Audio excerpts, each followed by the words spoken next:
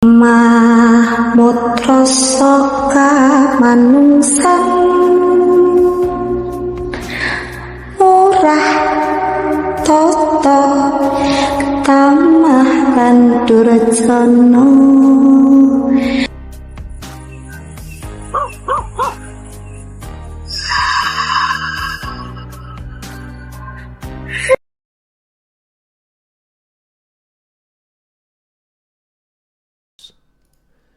Assalamualaikum warahmatullahi wabarakatuh, saudara-saudaraku sebangsa dan setanah air.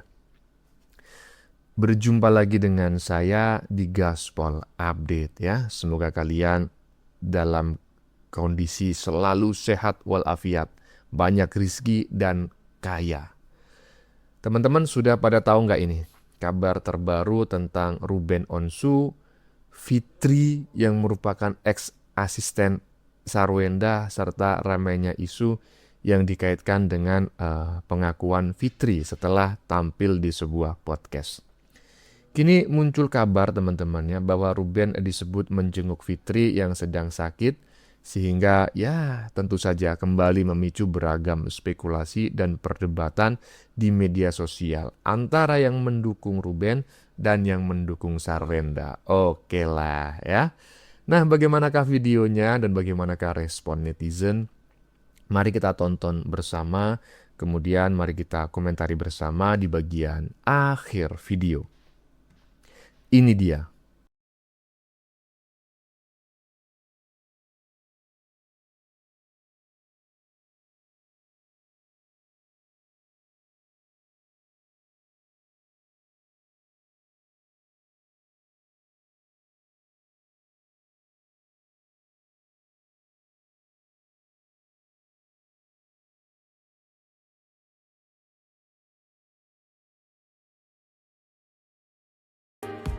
Kayla nggak dapet kemarin karena belum bikin palsu. Oh my god. Tapi di Amerika dapat ya, Tonyo kemarin juga. Awalnya gue nggak dapet. Kita decide ya kayak gimana ya. Oke deh, ini kita pertama langsung ke mana, Bun? Kata Kak Sandi 16 orang Kak. Berarti totalnya 16 orang semua yang lenyap itu. Ngeri kali ya. Duh, gimana nggak bayanginnya itu ya, kalau itu salah satu kerabat kita itu, aduh. Ya ampun, Fitri, jejak backpacker, sakit, baru cerita sekarang sakit gitu. Semoga Fitri ya aman dalam lindungan Tuhan ya. Ya kadang-kadang kan kalau kita bercerita ya, yang menurut kamu ini adalah sebuah kebenaran gitu kan, pasti ada yang nggak suka, baik yang kelihatan maupun tidak kelihatan begitu Fitri. Ya Fit. Takut saya loh ya kan, sakti memang ya, sakti mandraguna ya. Hari ini cerita beberapa hari sakit gitu ya, sakti memang ini. Kalau mau ambil itu bisa nggak? Yang ambil itu yang dekat-dekat dulu gitu, nggak usah yang jauh-jauh, yang dekat-dekat dulu. Kalau sudah mulai habis, yang dekat-dekat baru yang jauh-jauh gitu. Salam dari Kokoyo Simot. Yang suka video saya silahkan follow dan tinggalkan komentar. Halo cuy, ini banyak banget dari kemarin ya. Mungkin kalian tahu kasus tentang asisten artis yang speak up soal Gunung Kawi gitu, salah satu asisten artis. Dan banyak sekali rekomendasi dari teman-teman atau komentar tuh yang tolong bantuin Mbak Fitri, tolong bantuin Mbak Fitri. Banyak sekali di Instagram, terus di TikTok, bahkan di channel YouTube Ria Puspita Official ya teman-teman, di beberapa platformnya Teteh gitu. Nah, mungkin buat teman-teman atau kerabatnya bisa hubungin Ale, mau di WhatsApp, mau di DM di Instagram atau di TikTok yang tahu Ale. Langsung aja hubungin, karena tanggal 2 nanti kita ada syuting. Ya semoga aja bisa kita tambahin slotnya kalau misalkan beliau siap untuk hadir untuk podcast gitu. Thank you cuy. Kemarin sempat dikabarin sama Kak Fitri lagi sakit parah. Saya minta doanya, semoga Kak Fitri sehat kembali dan tidak terjadi apa-apa. Artis kok pesugihan?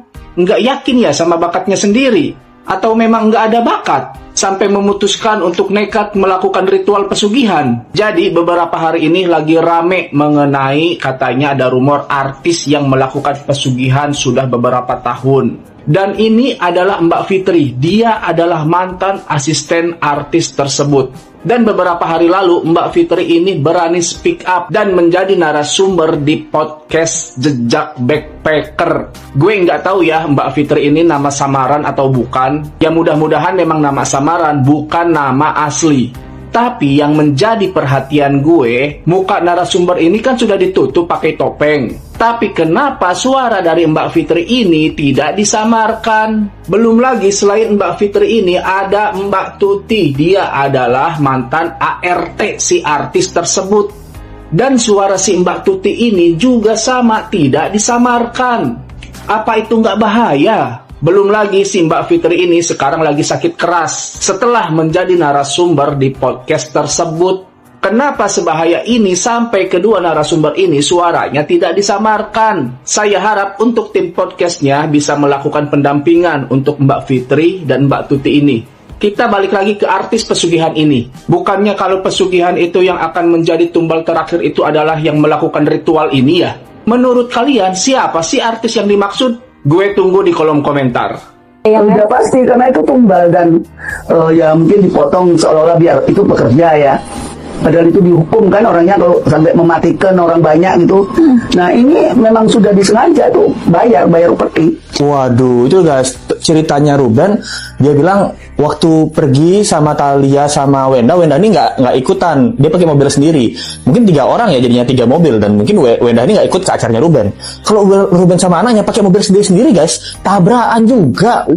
Apa kalau lagi sama Sarwenda, Ruben ini jarang diganggu. Tapi kalau nggak sama Sarwenda, Ruben ini keganggu. Nah, apakah Sarwenda malaikat? Malaikat pelindung gitu maksudnya ya? Atau malaikat penjemput nyewong gitu? Dari pertanyaan kita ya. Waduh, malaikat ada 2 soalnya nih. Ada yang pelindung, ada yang penjemput nyewong gitu. Di saat ini Ruben sangat meyakini bahwa Wenda ini adalah malaikat pelindungnya dia. Kalau saya nggak tahu ya, mungkin dia udah berubah pikiran gitu. Kita nggak tahu juga ya. Sama ya, ini mirip dengan yang diceritakan Eyang Ratih Paranormal. Kalau ada orang yang tabrakan, karyawan yang tabrakan, itu diduganya adalah kesengajaan untuk upeti atau tumbalisasi ini guys. Waduh. Ini semakin terkuak jejak digital yang sangat-sangat kebetulan dan kemiripan dengan teori konspirasi. Sedih banget lah mbak ngelihat keadaan kayak gini. Apalagi ngelihat bapak ya, Allah nggak tidur. Bapak orang baik, tetap jadi orang baik. Ya, lu bayangin nggak? Gue kerja Mama Mia, ini gue baru pertama kali gue bongkar di tempat lu nih. Karena ya gue ngomong sama lu orang yang pas dan tahu manusianya, ya kan? Nih, gue cerita lagi. Ya, itu orang udah masukin semuanya, uang gua udah dihabisin sama dia. Dah, gua udah gak ada masalah deh. Maksud gua udah, tapi udah lu hidup masing-masing aja gitu. Tapi kan dia kan nggak mau gue jadi gitu. Dia hantem semua tuh. Dia mau hantem gue nggak kena. Gila nggak? Jahat sih Ben. Gila nggak? Hah? Karena gue cuman berpikir gini doang. Gue masih punya hati untuk maafin lu sebenarnya. Kenapa lu terus hajar gue? Terus lu pikir gue diam tuh gue takut? Gue gak takut sama sekali. Cek, tapi ini gue mau nanya ya. Gue mau nanya nih. Emang sih gak semua orang Chinese tuh kental kayak begitunya ya? Tapi katanya emang di Purwakarta pun beberapa ada orang Chinese tuh yang suka ke Gunung Hejo. Kalau di sini tuh Gunung Hejo, Cek. Gunung Hejo apa Gunung apa? Gunung Hejo kan ya kalau di Purwakarta. Oke teman-teman, saya potong dulu videonya ya. Menurut saya di bagian awal ini justru terlalu banyak sekali opini dan dugaan yang dicampur dengan potongan video dari berbagai sumber. Penonton ya, terutama saya pribadi ya, sebaiknya memang tidak langsung mempercayai semua narasi yang disampaikan oleh netizen karena ya belum tentu semuanya itu dapat dibuktikan.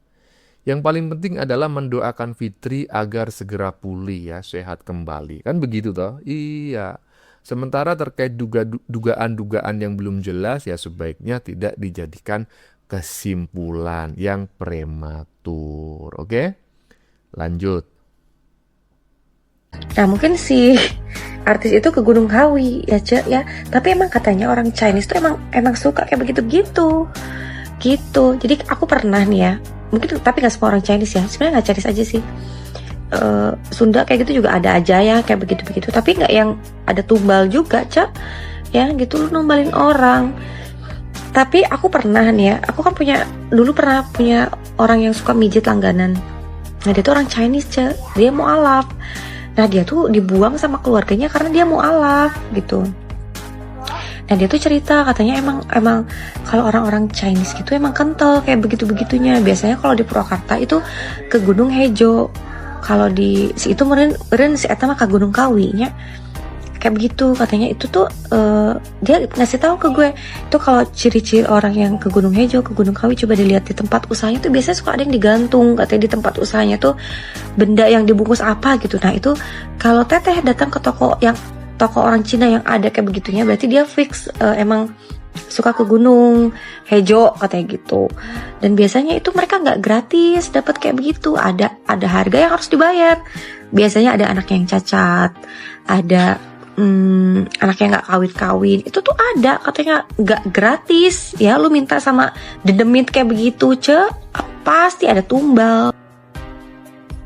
Hai guys, kalian sudah denger nggak nih ada berita baru nih ya, bahwa Mbak Fitri yang menceritakan di akun jejak backpacker ya mengenai bosnya yang seorang artis yang sering membawa dia untuk menemani bosnya ini ke Gunung Kawi ya.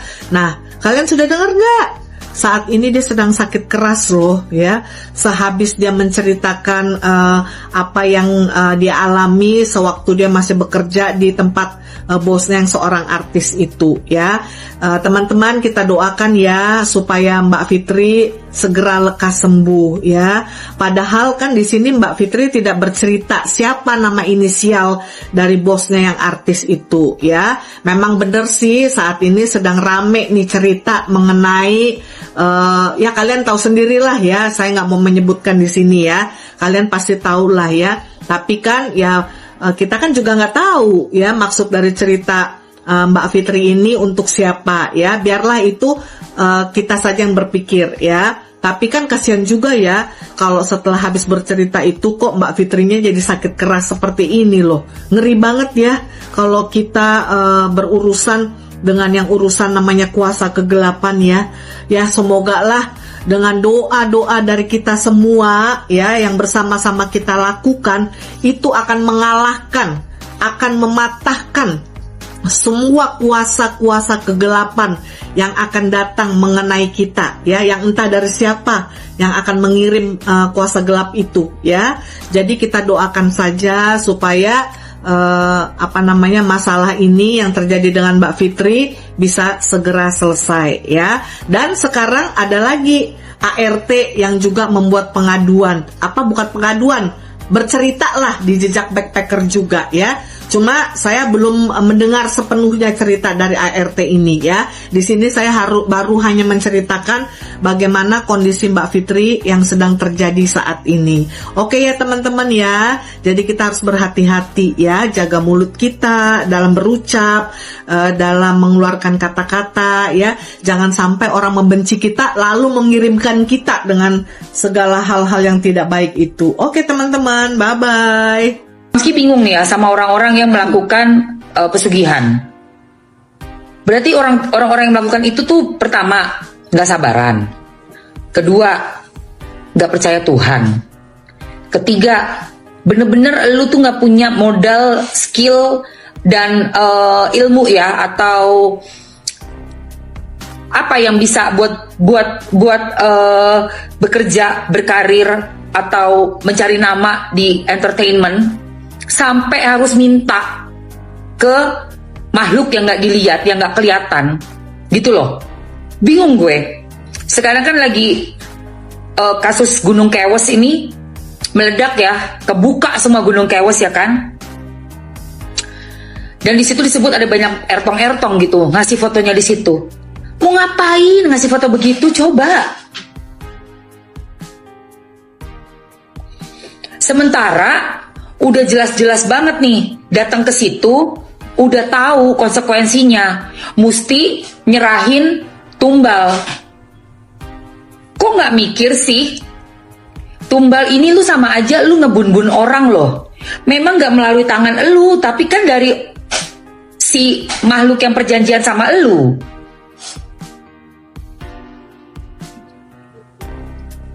Gitu loh. Gak cuma Airtong, ada banyak profesi, pengusaha lah, yang lagi mau bertarung di politik lah. Nyalain lampu sini Jiun. Banyak itu. Tapi ngapain sih? Bersaing yang gak sehat menurut Mamski, membahayakan juga diri sendiri. Coba kalau kamu pikir deh, pakai akal sehat. Diminta untuk numbalin orang, tapi kan ujung-ujungnya udah tuker nyawa sama si makhluk.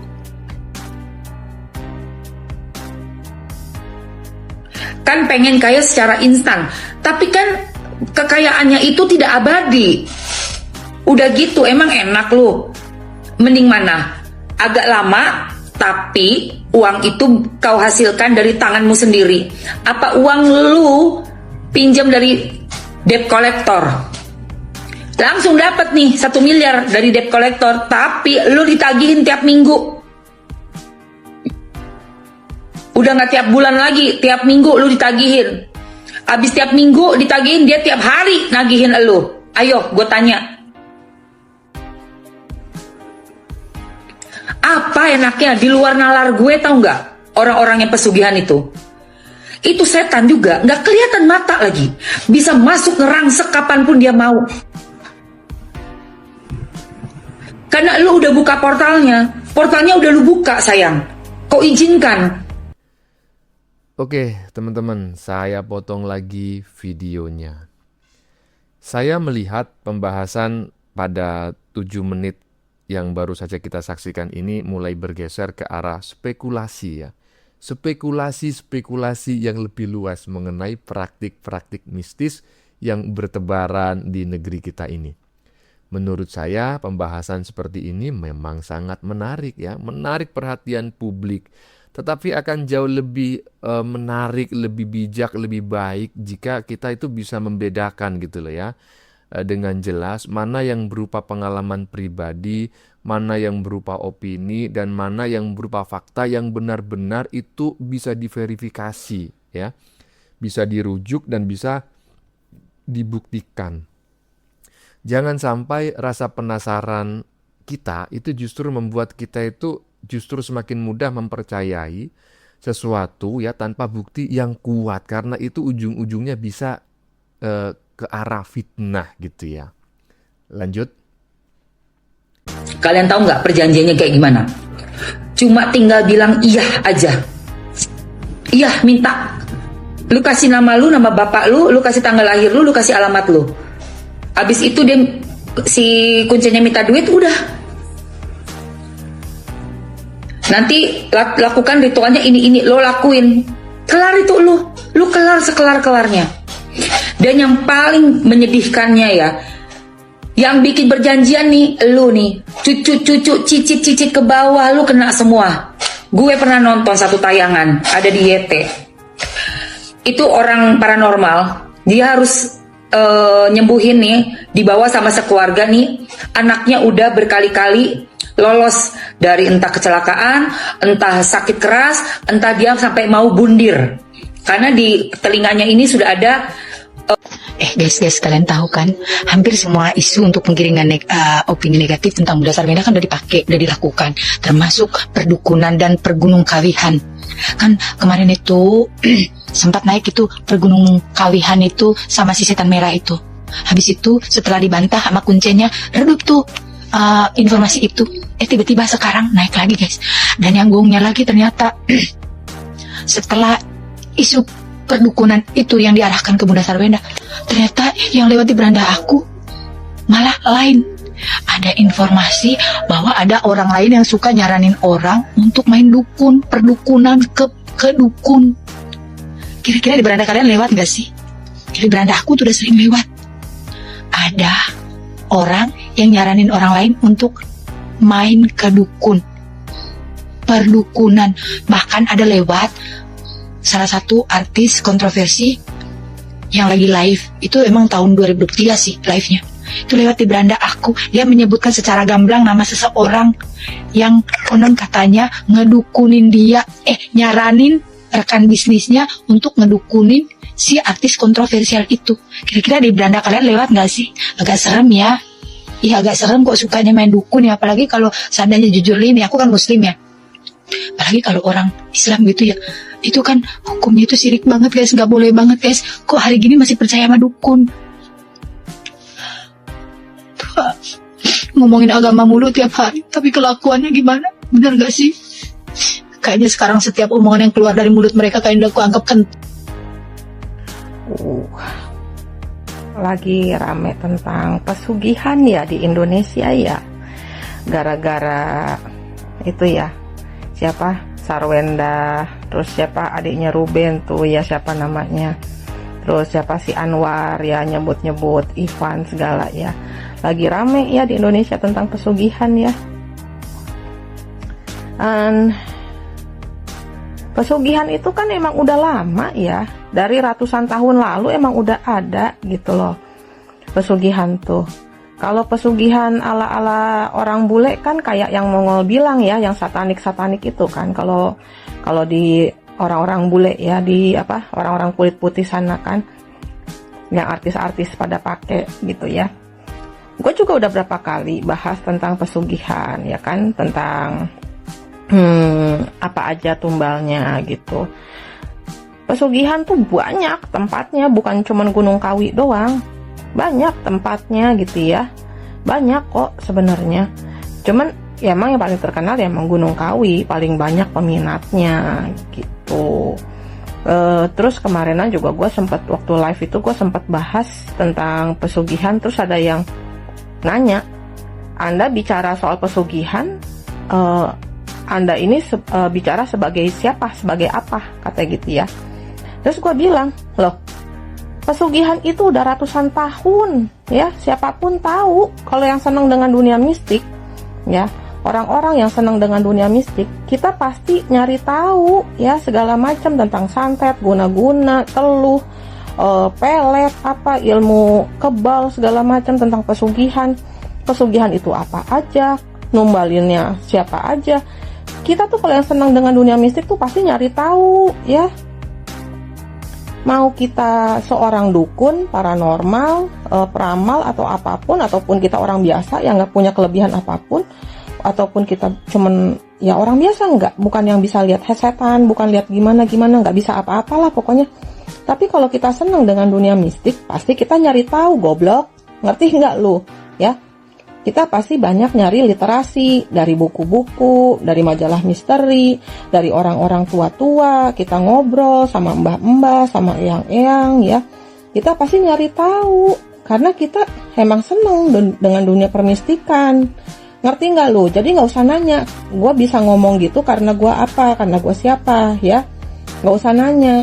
Otaknya makanya nggak usah terlalu picik. Jadi orang tuh jangan terlalu picik gitu loh. Lu ngerti nggak picik? Lu cari sono, cari di kamus bahasa Indonesia picik tuh apa ya, cari sendiri sono. Jadi tumbal itu ada macam-macam ya. Tumbal itu macam-macam. Tumbal itu lu bisa berubah jadi apa aja ya. Nanti lu jadi pesuruhnya siapa aja. Itu bisa jadi monyet, jadi babi, jadi kelabang, jadi jadi ya pokoknya macam-macam lah ya. Jadi anjing, jadi kuda, jadi kodok, jadi buaya, jadi biawak, jadi apa, itu banyak. Susana aja ada filmnya kan, yang dia jadi apa, siluman buaya kan, yang dia kawin.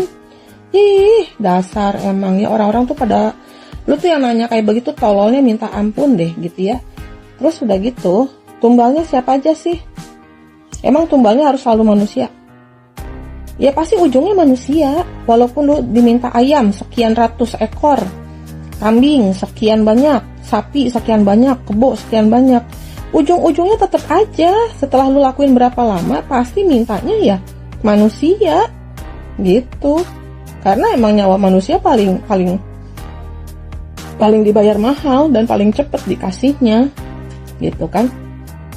Mana juga gue bilang, lu paling cepet kalau mau numbalin, mau cepet dibayar mahal gitu, cepet dapet ya, numbalinnya ibu lu sendiri lu korbanin. Tega nggak lu ngorbanin ibu lu, ngorbanin bapak lu, Oke, saya potong lagi ya. Di bagian ini narasi semakin banyak membahas dugaan, teori hingga komentar dari berbagai netizen dan kreator. Ya menurut saya publik memang berhaklah untuk berdiskusi, kan seperti itu toh. Ya, tetapi ya tuduhan kepada seseorang tanpa bukti yang sudah sering saya sampaikan dalam beberapa bagian sebelumnya, ya. Menuduh seseorang tanpa bukti yang jelas itu bisa berdampak buruk gitu loh, karena itu masuk kategori fitnah. Jadi menurut saya lebih baik kita mengambil sisi positifnya, yaitu menjadikan peristiwa ini sebagai pengingat agar selalu kita itu mengandalkan kerja keras gitu ya, berdoa dan berusaha ya. Karena dalam ajaran agama itu berusaha saja tanpa berdoa itu kita dianggap sombong, karena kita semacam meniadakan keberadaan Tuhan ya. Tetapi kalau kita kemudian itu misalnya mencari cara yang sangat tidak wajar ya menurut saya itu adalah hal-hal yang harus dijauhi gitu loh, karena bertentangan dengan keyakinan ya. Dan mudah-mudahan kita tidak mudah terprovokasi oleh isu yang belum terkonfirmasi kejelasannya. Lanjut. ngorbanin anak lu, ngorbanin istri lu, korbanin mertua lu, korbanin kakak adik lu, ya sepupu lu. Nanti kalau itu ya lu korbanin karyawan lu. Kalau enggak lu taruh di jalanan. Makanya kenapa suka ada jalanan yang suka kecelakaan mulu gitu ya. Kecelakaan tunggal lah, meninggal, apalah pokoknya keluar darah gitu ya. Meninggal enggak tapi pasti keluar darah gitu kan. Gimana-gimananya. Kalau yang kayak gini di jalanan ada dua kemungkinan. Antara daerah sekitar situ ada yang melakukan pesugihan, daerah situ ya, daerah dekat-dekat situ. Atau ada yang emang dia buat nambahin ilmu, nambah tinggi ilmunya. Ada, jadi antara dua, belum pasti pesugihan, belum tentu pasti gitu loh ya. Jadi bisa dua, bisa mau nambah ilmunya biar makin tinggi levelnya. Ada juga yang buat pesugihan. Jadi dia naruh jinnya itu di situ, setannya itu di situ. Lu pilih sendiri dia tuh lu mau korban yang mana gitu kan. Gua taruh lu di sini. Ada yang lewat pakai duit, naruh lempar duit gimana? Siapa yang ngambil, siapa yang belanjain itu duit. Nah, itulah yang bakalan jadi tumbalnya gitu kan. Nah, banyak caranya gitu loh. Ada yang dikasih makan ya, dikasih makan nih, makanan, dikasih jajanan. Biasanya kalau zaman dulu ya, dan dari kecil gua denger, biasanya kalau bos ya, bos atasan kita itu sayang sama kita, suka kita ngasih kita duit, gampang ngasih bonus apa segala macam, kita deket sama dia segala macam. Itu kadang-kadang terus kita berapa lama kemudian kita mati, ya emang itu di iniin, emang lu udah ditandain gitu loh, emang lu udah disogok gitu ya. Makanya lu dibaik-baikin, lu disayang-sayang gitu ya. Istilahnya mah kayak kita piara kambing gitu ya, piara sapi gitu kan, piara ayam untuk entar jadiin kurban gitu kan, dikasih makan, digemukin dulu biar bagus dulu, dirawat baik-baik, yang cakep, yang gimana-gimana. Ntar pas Idul Adha ya kita korbanin, ya sama aja kayak gitu ya, mirip ya, sekilas ya, kepikiran gak sama kalian? Ya jadinya kayak begitu, sama aja jadinya ya. Lu jadi karyawan, lu dikasih enak dulu sama bos lu, dikasih bonus dulu, dikasih ini dulu, apa dikasih, tahu setelah lu berapa lama kerja, setelah berapa lama lu dekat sama bos lu, setahun, 2 tahun lu kerja sama dia, ntar lu yang dikasih ya, yang ditumbalin seperti itu. Ntar lu pas meninggal juga keluarga lu dikasih gede gitu ya, duit tunjangannya gede, gimana. Nah gitu loh, ada ya kayak gitu. Terus gue juga pernah bilang, ada beberapa perusahaan mereka nyari korban tumbal lewat dari tanggal lahirnya lu, wetonnya lu. Ada yang kayak begitu juga. Makanya gue pernah bilang, hati-hati kalau lu ngelamar kerja ditanyain kamu lahirnya hari apa, wetonnya weton apa. hati-hati. Cuman sekarang mungkin nggak ditanya, karena mereka bisa tanya sendiri ke Mbah Google. Tinggal masukin tanggal, keluarkan hari apa, wetonnya apa kalau di Google tuh. Jadi mungkin nggak ditanya. Nah, ada juga yang kayak begitu. Makanya hati-hati ya, hati-hati. Makanya repot sekarang tuh, bahaya gitu ya. Gue udah bilang kok dari 12 tahun yang lalu, gue udah bilang sama temen gue. Lo lihat aja Bu, temen gue nih, Bu, ke depan itu makin banyak orang-orang yang bilang, alah zaman modern kayak gini, masa percaya pesugihan, masa masih percaya hantu, masa masih percaya setan, masa masih percaya mitos begini bla bla bla bla, pakai penglaris apa segala macam. Mereka yang ngomong padahal mereka yang melakukan. Ya, itu makin banyak ke depan, dan sekarang kan udah kebukti ya. Para pejabat ya, banyak sekali pejabat-pejabat ya, dari tingkat RT sampai tingkat menteri atau presiden, terus juga para artis-artis, mau penyanyi, pemain film, itu yang pakai hal-hal mistik. Itu banyak banget gitu loh ya, banyak banget. Indonesia itu mistiknya kuat ya, agama dan mistiknya tuh kuat kalau di Indonesia. Jadi lucu, beragama tapi juga pakai kayak gitu-gituan. Aneh kan? Rajin beribadah, rajin rajin doanya segala macam. Tapi pakai susuk, tapi pakai pemikat ya, tapi pakai pesugihan, tapi pakai penglaris. Tapi rajin ke gereja, rajin ke masjid, ya rajin kemana-kemana. Tapi begitu kelakuannya, ya berkamuflase. Aneh. Itulah Indonesia ya, agamanya kuat, mistiknya juga kuat. Sungguh ajaib. Makanya sebenarnya kalian tuh pada mau kemana gitu kan. Kalau mau ke Tuhan ya ke Tuhan, kalau mau ke mistik ya ke mistik. Lu mah pada, aduh, aneh-aneh aja pada. Suka ajaib kelakuannya warga netizen Indonesia tuh ya, orang-orang masyarakat Indonesia. Nasehatin orang gimana-gimana lah, dianya sendiri aja kelakuannya benjut ya. Kita lihat sendiri ya, banyak pemuka agama ya, sekarang kan pada kebongkar ya. Pemuka-pemuka agama ya kelakuannya ya, pada cabul kan. Agama apapun, nggak usah bilang ini tuh, nggak usah bilang kayak begitu. Semua agama banyak ya, pemuka agamanya pada cabul. Yang ngajarin kita supaya jangan cabul, tapi dia sendirinya cabul. Aneh gitu kan. Makanya terus kalian juga nanya lagi, kenapa harus tumbal? Ya namanya setan, namanya iblis, goblok. Ada yang nanya lagi ke gua gaya begitu. Kenapa harus tumbalin manusia?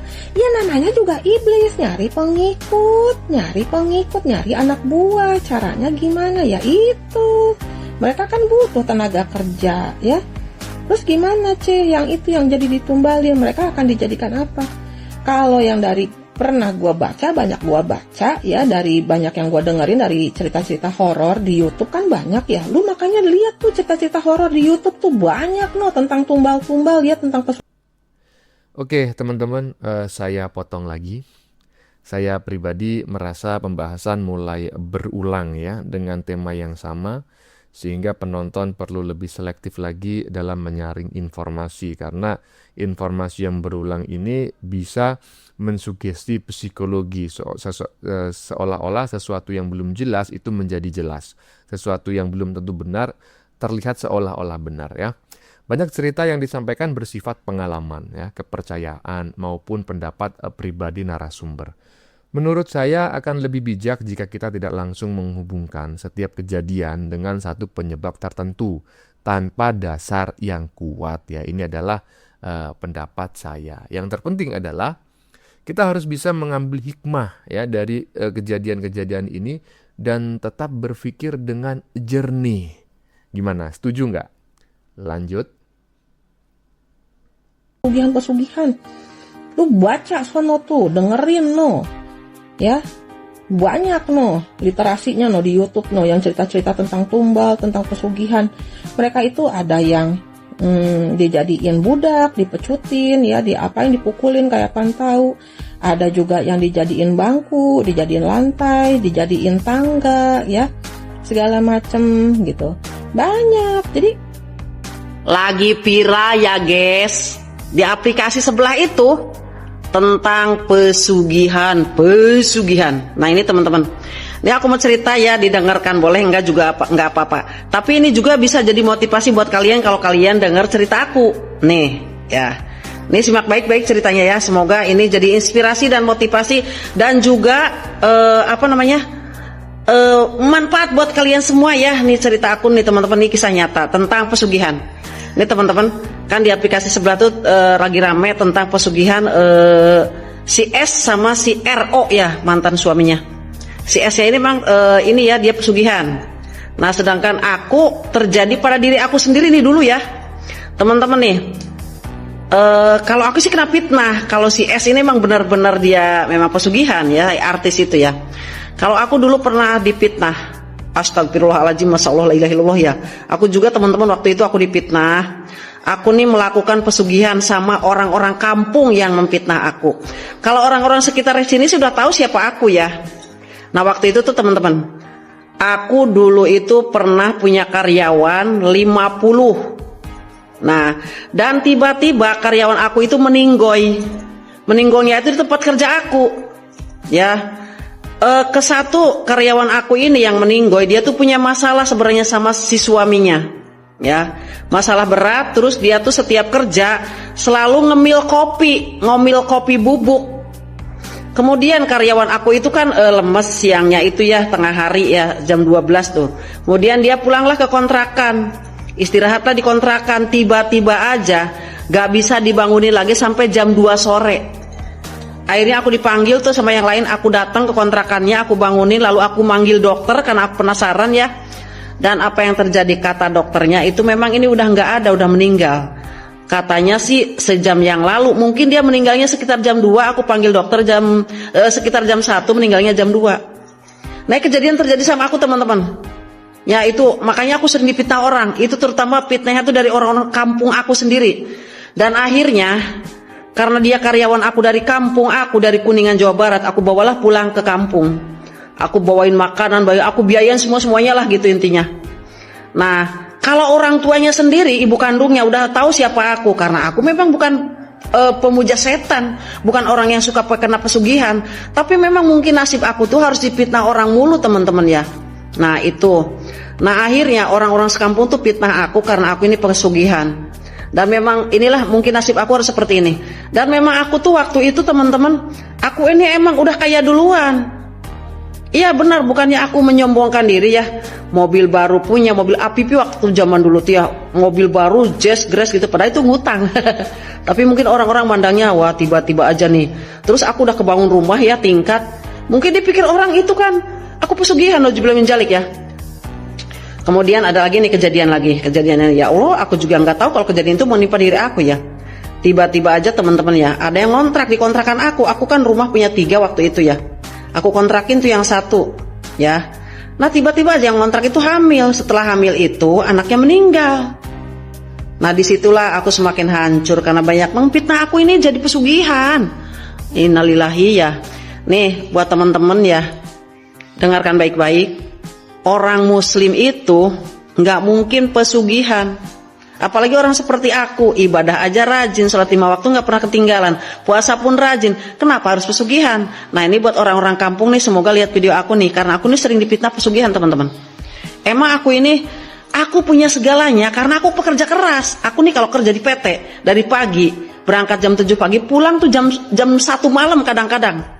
Ya, itu pun aku nggak kerja doang di PT itu, aku itu di PT itu jualan juga ya, aku ini jualan, ya, jualan. Nah di luar juga aku punya toko dan juga aku punya usaha juga, ya, aku punya CP, ya, walaupun aku memang pekerja keras, ya, tapi jangan fitnah aku lah. Nih, kalau seorang muslim kayak aku muja ke pesugihan, ya mungkin aku lihat jin itu istighfar, astagfirullahaladzim, kaget, nggak mungkin jadilah.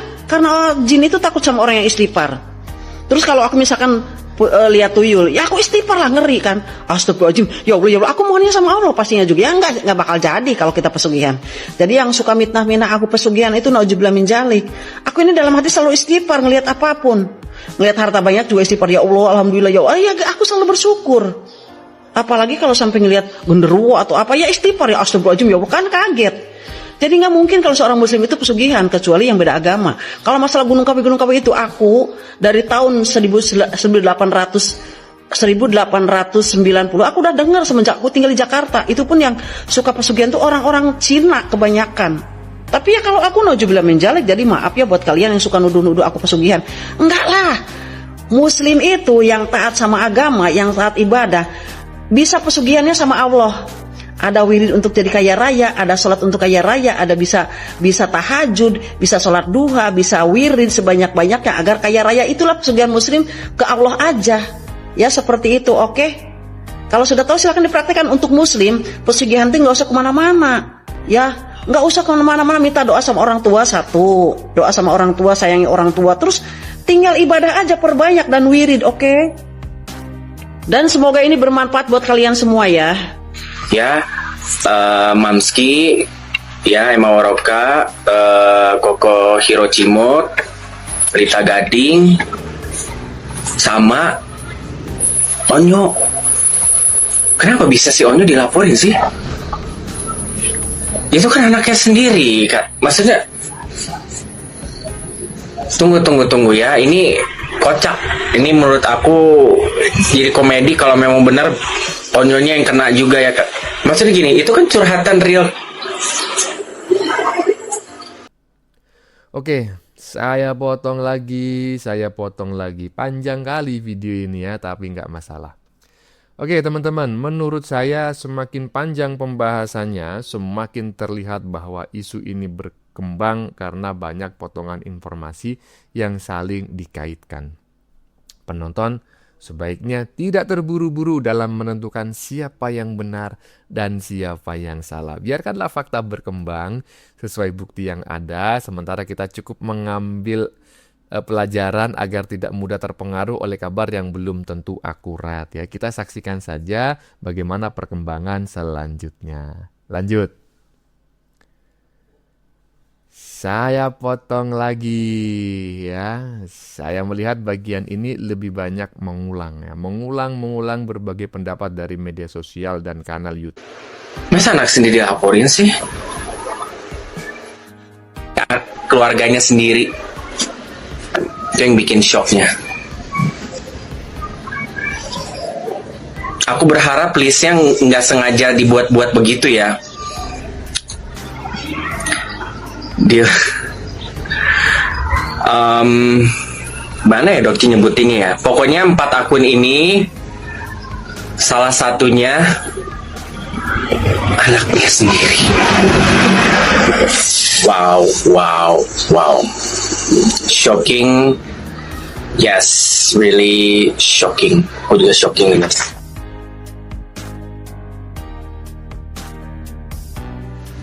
Yes,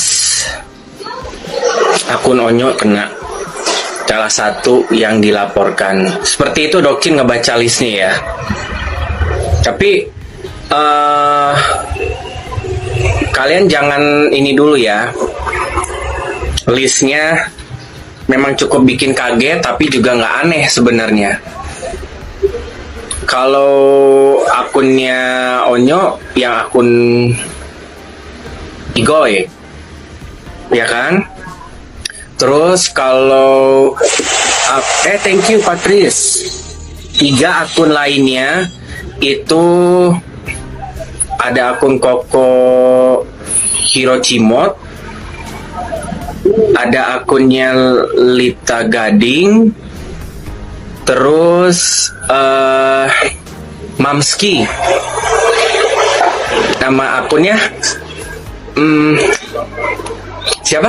Mamski akunnya namanya Emma Waroka.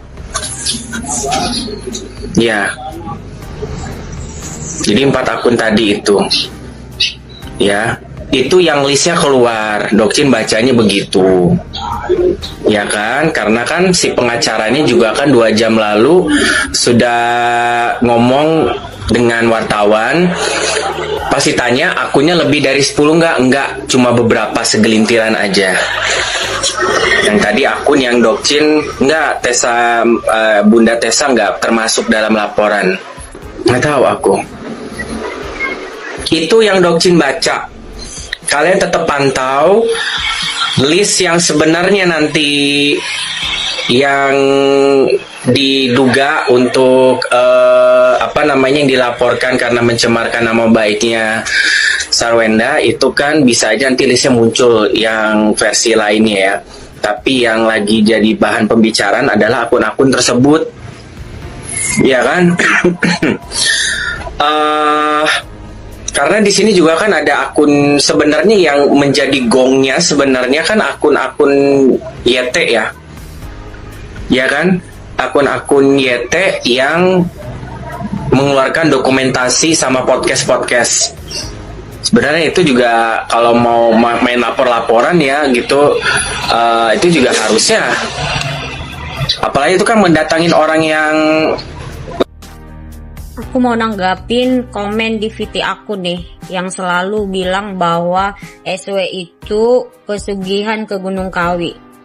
Nih aku kasih tahu ya. Coba kamu tonton podcastnya si Anwar di YouTube-nya si Mongol.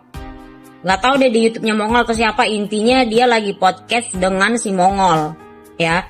Di situ Anwar menceritakan bagaimana dia pergi ke seorang dukun bersama desainer bestinya si RO, inisialnya I. Ya, Anwar di situ bercerita bagaimana mereka ke dukun dan apa yang mereka lakukan di sana, ritual-ritual yang mereka lakukan dan hasil yang mereka dapat setelah mereka ke dukun tersebut. Nah, coba sekarang kalian pikirkan, siapa yang punya circle yang sering ke dukun? RO atau SW? Kalau aku sih melihat ya dari ceritanya si Anwar, ya bisa melihat kan yang sering ke dukun siapa, circle-nya siapa, ya kan? Nah, jadi kalian itu ya yang sering mengait-ngaitkan cerita-cerita horor, cerita-cerita mistis, ya kan? Semua itu seolah-olah dilakukan oleh SW. Kalian itu mikir nggak sih? Kalian itu udah menfitnah orang. Itu nggak ada buktinya. Ada orang di podcast pakai topeng, ya kan, ceritain itu, terus kalian kaitkan bahwa itu adalah SW, ya kan? Di situ padahal dibilang artis FTP. Kalau arti FTP itu berarti emang dia itu selalu main FTP. Kalau cuman sekali doang itu bukan artis FTP. Itu mikir. Jangan cuman sekali doang main FTP. Oh pernah main. Itu juga dia main itu sama grupnya. Emang dibikin film, dibikin FTP. Bukan berarti dia artis FTP. Harusnya kalian itu cross check. Bener nggak? Kan dibilang tuh banyak tumbal-tumbal sampai berapa-berapa. Harusnya kalian cross check. Emang selama ini ada asistennya dia yang metong atau pembantunya dia yang metong sebanyak itu? Kalau cuman ngarang-ngarang mah gampang. Aku juga bisa ngomong begitu, cerita dongeng, toh juga nggak ada sebut nama ya kan. Jadi itu nggak bisa dibuktikan. Dan anehnya kalian itu percaya dan mengait-ngaitkan. Kalian itu, menurut aku sih kayaknya kalian tahu kalau itu bukan buat SW ya kan. Cuman kalian emang sengaja bikin narasi-narasi seolah-olah itu SW. Karena hati kalian itu udah penuh kebencian aja sih menurut aku ya. Gak mungkin dong kalian sebodoh itu, ya kan? Gak mungkin kan? Cuman kalian sengaja bikin narasi, oh ini mengarah ke SW, ya kan? Akhirnya orang-orang yang gak paham tuh percaya sama video-video yang kalian edit, kalian potong itu. Nah, aku heran deh. Lebih bijak lagi napa pakai nalar? Udah jelas-jelas tuh ya. Circle-nya siapa yang sering ke dukun. Ya, pikir secara logika. Pikir secara logika, ya kan? Gue bingung sama pengikut RO nih. Masa disangkut pautkan? Tapi nggak masalah. Karena memang channel reaksi itu pada dasarnya adalah mengomentari konten yang sudah dibuat oleh orang lain. Menurut saya, informasi seperti ini tetap menarik untuk diikuti ya, menarik untuk dikomentari, menarik untuk diperbincangkan dan diperdebatkan. Tetapi sekali lagi, tetap harus disikapi secara kritis. Jangan sampai opini yang terus diulang akhirnya dianggap sebagai sebuah fakta. Ingat loh ya, fakta dan opini adalah dua hal yang berbeda. Sikap yang paling aman adalah menunggu penjelasan yang benar-benar dapat dipertanggungjawabkan. Lanjut. Gunung Kawi sama penyakitnya si RO. Kalau feeling saya tuh penyakit RO itu dia itu banyak pikiran, ya. Karena kalau di iman kita ya, kalau yang namanya begitu-gituan ya memang dia ada, cuman ya kita itu lebih kuat, roh kita itu lebih kuat dari hal-hal yang begitu gitu. Nah mungkin dia itu terlalu banyak pikiran sehingga dia dirasuki dengan halusinasi gitu. Nah tapi kembali lagi kepada iman kita tuh percaya apa enggak. Jadi udah deh ya. Sedangkan si SW aja ke Gunung Kewong itu syuting udah nikah, dan yang bilang menyangkut pautin podcast siapa? Catat ya, orang yang memakai kekuatan hitam akan kembali kepada dirinya sendiri. Dan itu akan menghancurkan dirinya sampai sehancur-hancurnya. Catat ya guys. Dan Mams doakan kita semua yang ada di live ini diberikan umur panjang untuk menyaksikan kehancuran itu. Bahwa orang yang sudah menyembah selain Tuhan akan dipermalukan, dihinakan dunia dan akhiratnya. Kita akan umur panjang untuk menyaksikan itu.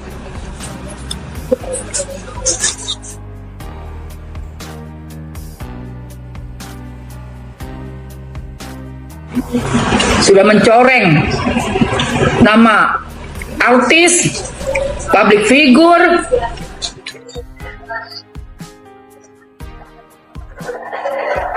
siapapun orang itu. Lo typing berarti lo merasa.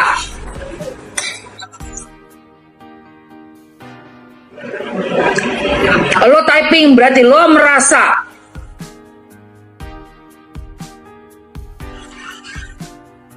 Hai Wici.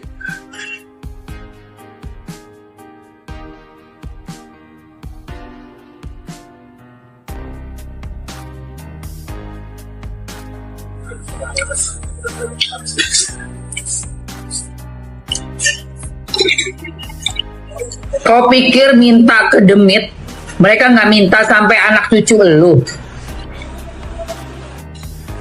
Sampai kau sediakan itu ruang ritual di rumah. Kau serahkan semuanya itu cuma demi uang, demi duit. Tapi orang-orang yang udah kau korbankan itu kau nggak pikir keluarganya. Buat siapapun artis yang disebutkan oleh asisten, juga oleh ART, kau yang typing kau berarti merasa tinggal ku cari siapa kalian yang bayar ini. Tim Bujer berarti benar, fix.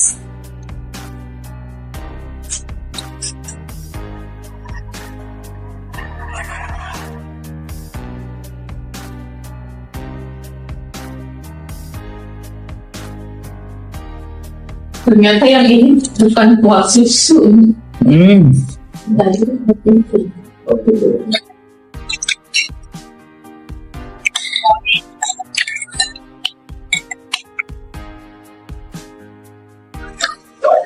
Iya, minta ART-nya ke si artis ini, kakak adik nih, kata ART yang ada di Jejak Backpacker ya. Anak udah sampai panas, udah kejang, minta izin mau kasbon 2 juta aja nggak dikasih. 2-3 juta doang nggak dikasih.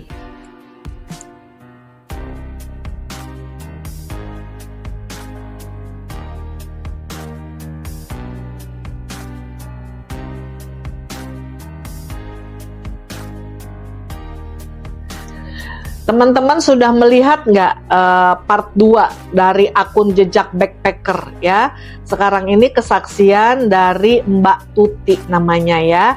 Dia bekas kerja menjadi ART di rumah artis terkenal ya. Mbak Tuti ini juga adalah teman dari Mbak Fitri yang saat ini sih katanya lagi ngalamin sakit ya. Semoga dengan Mbak Tuti memberi kesaksian seperti Mbak Fitri ini tidak terkena sakit ya. Kita doakan ya teman-teman ya. Nah, akhirnya Mbak Tuti mulailah bercerita ya pengalaman dia bekerja di rumah artis terkenal ini ya. Bagaimana dia bertemu dengan bos perempuannya dan adik bos perempuannya ya. Yang katanya cukup sombong, cukup judes ya, dan bla bla bla ya. Tapi dia bercerita ketemu dengan bos yang laki cukup baik ya, cukup menghargai kata gitu. Nah sampai suatu hari Mbak Tuti ini menggantikan temannya untuk membersihkan satu ruangan ya, seperti ruangan rahasia. Dia cukup kaget tuh, kok artis ada seperti ini, ada salah satu ruangannya tempat doa seperti ini ya, seperti kayak di kampung ya, ada tempat doa, ada bunga-bunga segala macam ya. Nah dia tanyakan ke temennya, tapi temennya bilang udah nggak usah banyak ngomong kata gitu ya kan. Nah sampai akhirnya dia juga melihat bagaimana hal-hal yang aneh dialami oleh bos lakinya ya. Katanya kalau bos laki itu lagi ada di kamar suka teriak-teriak karena katanya melihat kelelawar lah, kalajengking, lain-lain gitu ya. Cukup aneh bagi pikirannya Mbak Tuti ini ya. Sampai akhirnya Mbak Tuti mengalami musibah, anaknya meninggal ya. Saat itu sebelum anak meninggal, Mbak Tuti ini mau meminjam uang ceritanya nih ke bosnya. Tapi tidak dikasih sama bos perempuan dan adiknya, malah mendapatkan kata-kata yang kurang enak. Sampai akhirnya Mbak Tuti ini dikasih nih pinjem nih sama bos artis yang laki ya. Barulah akhirnya dia pulang kampung ya, menjalankan tahlilan sampai 7 hari dan akhirnya dia kembali ke rumah bosnya lagi nih. Tapi dia sudah nggak ketemu Mbak Fitri, katanya sudah berhenti ya. Sampai akhirnya di satu titik Mbak Tuti pun memutuskan untuk berhenti ya, karena daripada dia bolak-balik, karena kan harus masih menjalankan beberapa tahlilan ya. Nah, jadi teman-teman di sini adalah satu pelajaran buat kita ya, supaya kita jangan semena-mena terhadap ART kita atau asisten kita atau siapapun ya teman-teman ya. Kita harus menghargai mereka. Tanpa mereka juga kan berat juga cukup buat kita nih ya, sebagai ibu rumah tangga harus mengerjakan banyak hal yang harus dikerjakan ya. Oke ya teman-teman ya, sekian dulu cerita dari saya. Bye bye. Kan saya nggak tahu waktu posisi itu, katanya itu sempat ngelilit di kaki anaknya. Itu ular sempat ngelilit. Nah pas anaknya ngejerit, ularnya lepas, itu dikejar tuh, larinya ke arah itu bang, ke arah kamar itu. Lari ke kamar itu yang tempat ritual itu bang. Okay. Tapi kan untuk masuk ke situ kan karyawan nggak berani ya bang. Jadi cuma melihat dilaporinya sama karyawan yang nyari tuh larinya ke arah kamar yang deket sana gitu. Tapi dicari-cari nggak ada bang gitu. Iya. Nggak ketemu itu ular. Ngeri banget berarti ya. Kalau kalajengking itu biasanya di kamar bapak. Yang sering adanya, gitu. yang sering. Jadi tiba-tiba bapak teriak-teriak gitu, ada kalajengking gitu. Sampai pernah katanya bang, kata bapak tuh ada kelelawar seliuran di kamar. Kan aneh ya bang, masa kamar segitu ada AC apa, ruangan gede bagus, ada kelelawar terbang bang. Tapi dicek sama orang-orang security apa gitu ke dalam kamar gak ada bang. Jadi cuma bapak doang yang ngalamin kayak gitu. Dan kita total keseluruhan rumah tuh banyak juga berarti ya? 13 orang. 13 orang? Yang kerja semua. Gila. Tapi gak pernah ke-up loh, kayak sopir si Anu meninggal, sopir artis ini meninggal, gak pernah ke-up. Ini tutup aja? Tutup ada. Dan bahkan dari pihak keluarga korban udah.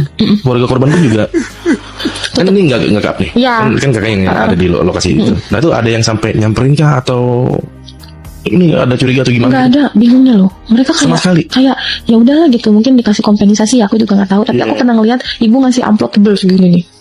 Ngasih ke iya, dia bilang uang bela sungkawa. Keluarganya gitu. Iya, terus terima kasih ya, maaf mungkin terjadi aku dia kurang tidur apa, jadi ada sakit nggak ketahuan gitu. Oke, ya. Saya potong lagi karena memang udah selesai nih, ya. Menurut saya teman-teman, keseluruhan video menunjukkan bagaimana sebuah isu bisa berkembang ya, sangat luas karena komentar dari banyak pihak.